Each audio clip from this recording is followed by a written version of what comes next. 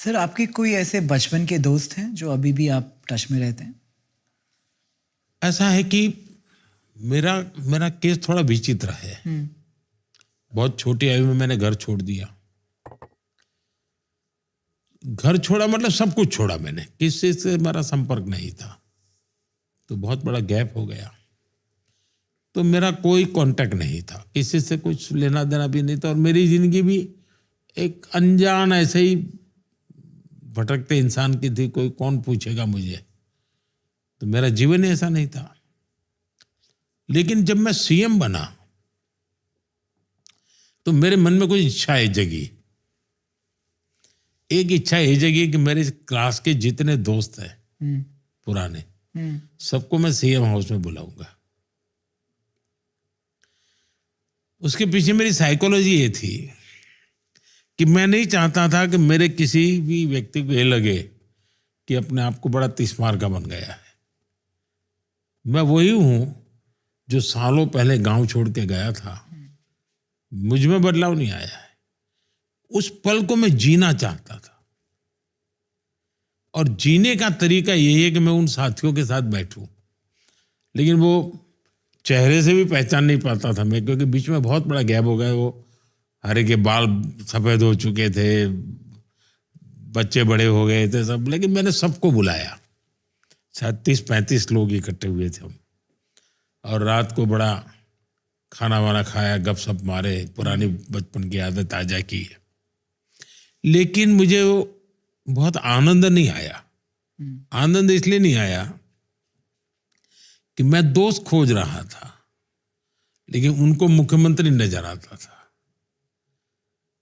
तो वो खाई पटी नहीं। और मेरे जीवन में शायद तू कहने वाला कोई बचा ही नहीं, ऐसी स्थिति हो गई है। सब अभी भी संपर्क में है, लेकिन बड़े सम्मान से मेरे प्रति वो लोग देखते रहते हैं। तो एक टीचर थे मेरे, रासविहारी मणियार। उनका भी स्वर्गवास हुआ कुछ समय पहले, और वो करीब 93-94 थे। वो मुझे चिट्ठी हमेशा लिखते थे, उसमें वो तू लिखते थे। बाकी तो एक इच्छा, मैं सीएम बना तो एक थी कि मैं अपने स्कूल के दोस्तों को बुलाया।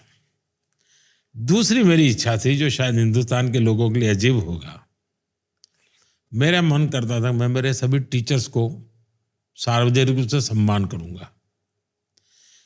तो मुझे बचपन से जिन्होंने पढ़ाया है और स्कूली शिक्षा तक जो भी मेरे टीचर रहे, मैंने सबको ढूंढा, और सीएम बनने के बाद उनका बहुत बड़ा सार्वजनिक सम्मान किया मैंने।